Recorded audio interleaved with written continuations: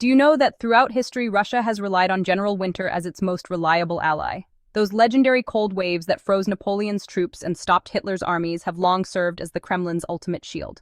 But in December 2025, history shifted. General Winter is no longer defending the Kremlin. It has become the strongest indictment of Vladimir Putin's neglect of his own people.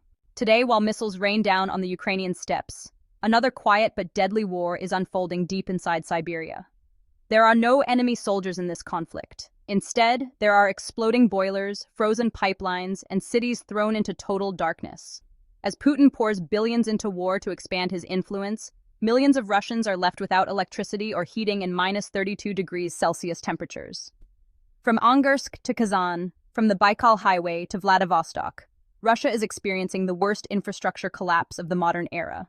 Look closely at this point on the map, the Irkutsk region, the city of Angarsk.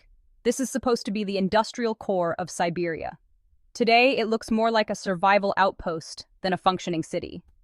On December 7th, a catastrophic failure hit thermal power plant number 9, the city's main lifeline. The second steam boiler collapsed after years of neglect and decay. The result was immediate and devastating. 167,000 people were suddenly left without heat or power. Daytime temperatures hovered around minus 22 degrees Celsius, plunging to minus 32 degrees at night. Mayor Sergei Petrov declared a state of emergency, but a declaration on paper does nothing to thaw frozen apartments. Homes, hospitals, kindergartens, and schools turned into iceboxes. Social media erupted in anger. One resident wrote, "Putin says we are the world's fourth largest economy. It's all lies. How do we enter this fairy tale Russia where everything is perfect?" What they are living through is not a fairy tale. It's a horror story. A mother of 2 asked, "What are we supposed to do with small children?" Adults can endure this, but babies? Officials tell us not to use electric heaters because the grid could collapse. Then how are we meant to survive? She called it what many now believe it is, a betrayal. The state demands loyalty, taxes, and sons for war, but offers no protection in return. Regions like Buryatia, Tuva, Yakutia, and Irkutsk sit far from Moscow both economically and politically. Their children cannot escape mobilization by attending elite universities or landing government posts like the sons of officials in Moscow or St. Petersburg. Their only path is the army, and often death, for a few thousand rubles.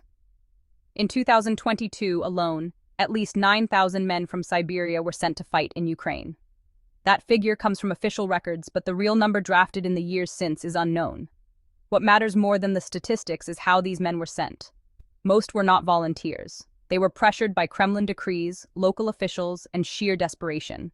So far, at least 1,178 men from Irkutsk and Buryatia are confirmed dead, 567 from Irkutsk and 611 from Buryatia. That means 1 in 9 mobilized men from Irkutsk and 1 in 7 from Buryatia never returned. And now, as temperatures fall to minus 32 degrees Celsius, the same state tells their families, do not use heaters. What about the children? Local media confirms kindergartens remain open despite the freezing conditions, because parents must keep working to sustain the war economy. School children describe classrooms that feel like Antarctica. They sit in winter coats, hats, and gloves, trying to hold pencils with numb fingers. This is Russia's future. While palaces rise for the elite, children freeze in schools. Authorities managed to set up temporary shelters for 6,000 people, but nearly 170,000 are left in the cold. The numbers don't add up, and they never will. The cold doesn't stop at front doors. It traps people on the roads as well. Look at the Baikal Highway, part of the Trans-Siberian route connecting east and west. Snow, neglect, and poor planning turned it into a nightmare. The Moscow Times reported a 100-kilometer traffic jam. Families with children were trapped in their cars for 3 days in minus 30 degrees Celsius temperatures. Imagine it. Sealed inside a metal shell, fuel running low, no food, while a snowstorm rages outside. Authorities blamed truck drivers for violating traffic rules. As always, the people were blamed, never the state. Officials claimed the jam was cleared, but with temperatures still below minus 30 degrees Celsius, the road remains a deadly trap. Even wealthier regions are cracking. In Kazan, the capital of Tatarstan and host of international events like the BRICS summit, Mayor Ilsur Metchin made a rare admission. We know how to host global summits, but the first heavy snowfall makes us look like a failed team that can't do anything. The city is short 100 snow removal specialists. In neighboring Ufa, the situation is worse. Half of all municipal cleaning positions are vacant, 1,180 open jobs. So where are the drivers for snowplows? The plumbers to fix pipes? The engineers to repair boilers? We already know the answer. They are in Ukraine, digging trenches near Avdiivka, fighting in Kursk, or returning home as Cargo 200. Putin's mobilization has hollowed out Russia's cities, factories, and services. There are no hands left to clear snow. Even in Yakutsk, the coldest city on Earth, municipal services were unprepared when snow arrived in September. As one resident put it, summing up the reality perfectly, the system collapsed long before the temperature did. Residents complain, winter arrives unexpectedly every single year for municipal services. The roads turn into skating rinks. Public transport is delayed. In a place where being outside for 20 minutes can be fatal, a late bus becomes a life-threatening risk. Even in Vladivostok, where temperatures were only -3 degrees Celsius, 6,000 residents were left without heating. So how is it possible that Russia, the world's energy superpower, cannot heat its own people? The answer comes down to two words: neglect and war. The backbone of Russia's infrastructure was constructed during the Soviet era, mostly in the 1960s and 1970s. The functional lifespan of those pipes, power plants, and heating systems expired more than 20 years ago. Yet for the last 3 decades, especially under Putin, Russia chose to patch and delay instead of modernizing and replacing. Trillions earned from oil and gas were funneled into the facelifts of Moscow and St. Petersburg, the yachts of oligarchs, and above all, an enormous military machine. As residents of Angarsk put it bluntly, no one has touched the infrastructure in 30 years. Today, the Putin administration dedicates around 40% of the national budget to defense and security. The cost of one Kinzhal missile could have replaced the failed boiler at Angarsk's thermal plant.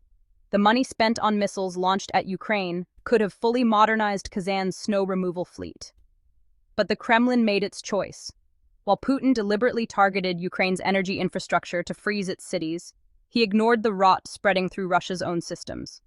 Now that neglected structure is collapsing under the pressure of general winter. Fixing these failures has become far harder. Russia's economy is being crushed by sanctions and wartime spending. Access to Western technology is gone. The spare parts needed to repair power plants no longer arrive, and even if they did, there are no specialists left to install them. Engineers have either fled the country or been drafted into the army. Russia is freezing inside a crisis it created itself.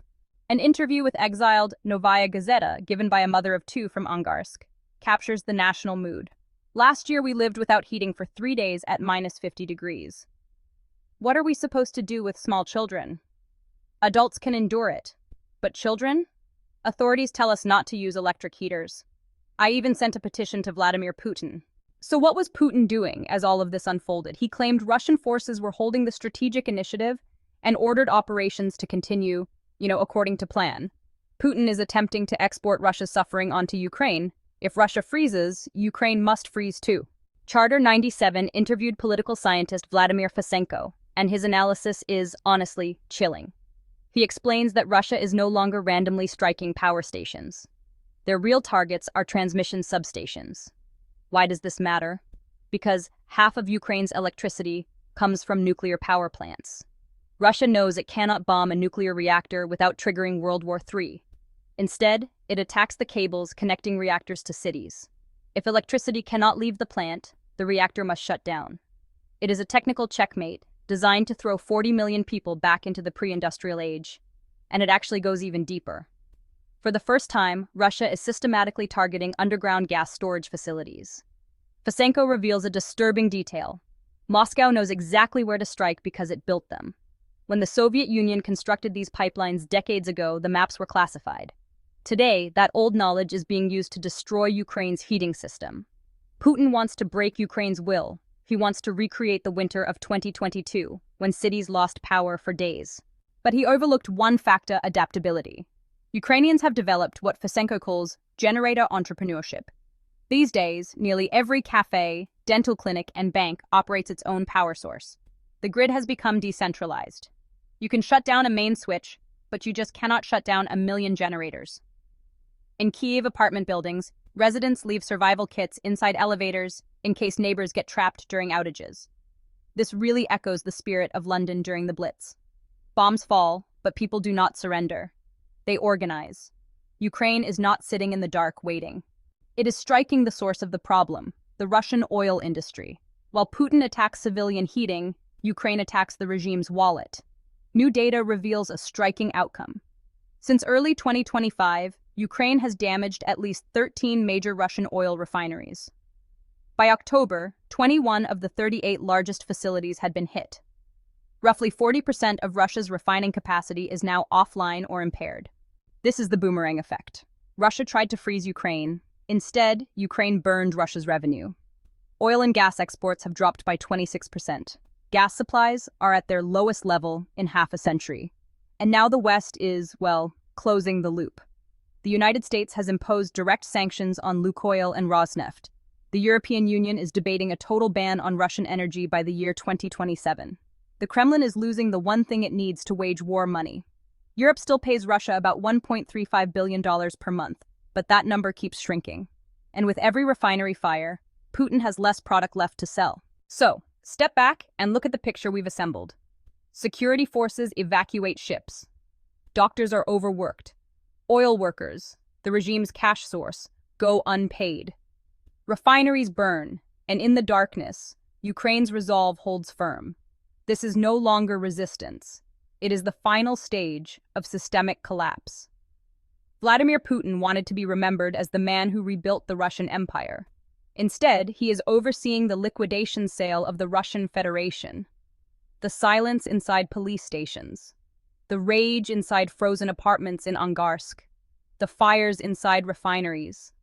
They all tell the same story. The center cannot hold. What do you think about this? I genuinely want to hear your thoughts. Leave a comment below.